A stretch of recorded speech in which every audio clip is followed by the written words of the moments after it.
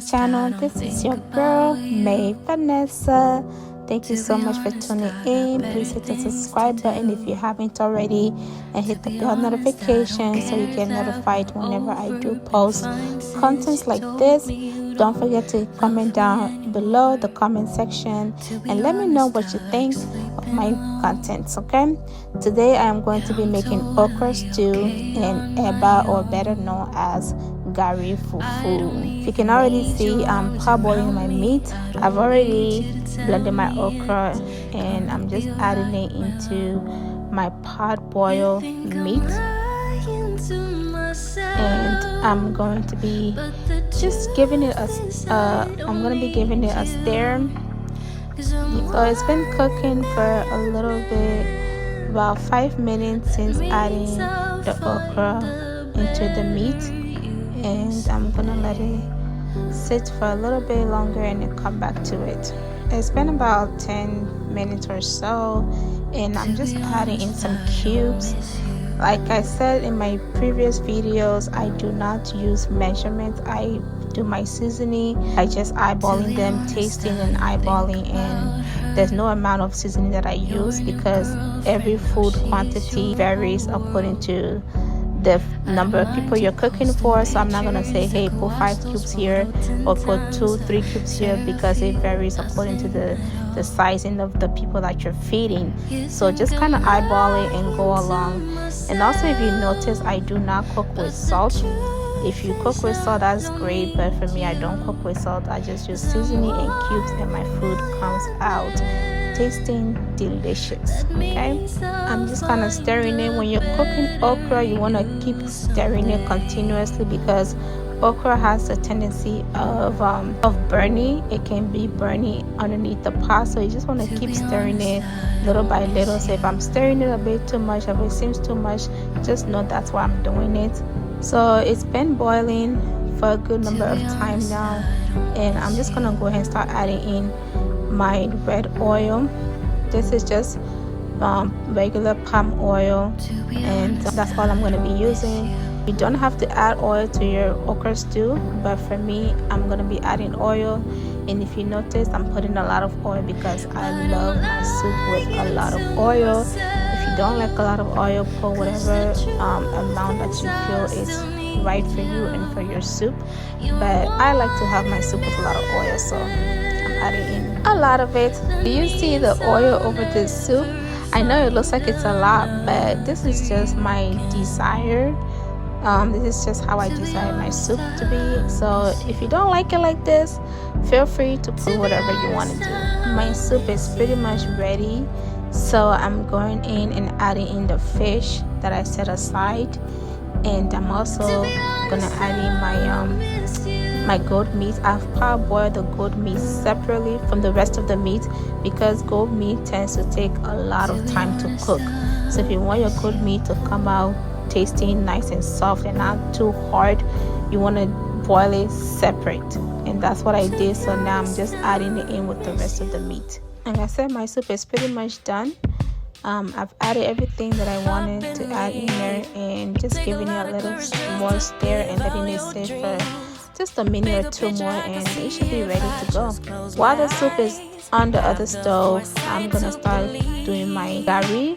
You want to put in some water on the stove. Make sure the water is boiling for a few minutes or so like this, and then you want to go ahead and add in your gari. Again, you can measure this if you want to measure it, but I am just doing this as I go because, like I mentioned, the quantity or the measurement truly depends on the amount of people you are cooking for, the amount of people you are feeding.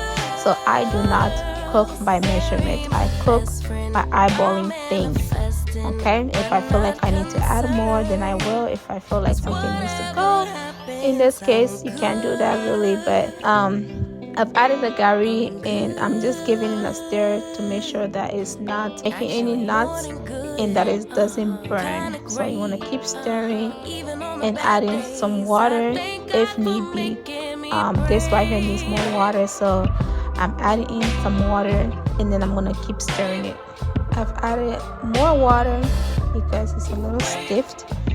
My quantity of water was not what it needed to be. So if you feel like you're in the same position, just add water if you need to add water. If your water happens to be more than the gari, you can also add in more gari. There's absolutely nothing wrong with that. So my gari has been sitting for about 2 to 3 minutes, and I'm gonna go ahead and give it a stir. Again, you want to keep stirring this so that it does not burn. Gari doesn't burn easily unless you're like leaving it for, I don't know, maybe 10 minutes, but typically it don't burn easily. So you want to kind of let it sit for maybe 2, 3, 4 minutes or so, and just give it a stir, which is what I'm doing now. And my gari is pretty much done from the look of it. Guys, gari is not like your typical regular fufu. It does not take much time to cook. About 5 minutes will give you a well-cooked gari or a well-cooked eba. So my eba is pretty much done. So if you want to get yourself a plastic wrap, if you have plastic wrap, go ahead and put your eba in there and start to fold it up and set it aside.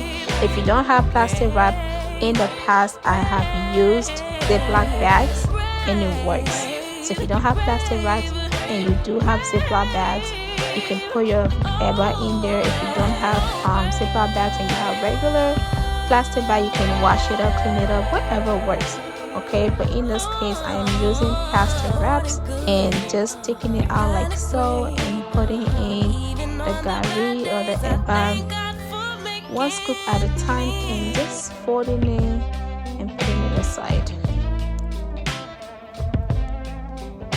So you want to kind of fold it like so, just like I'm doing here, and just just like so, and then put it one side.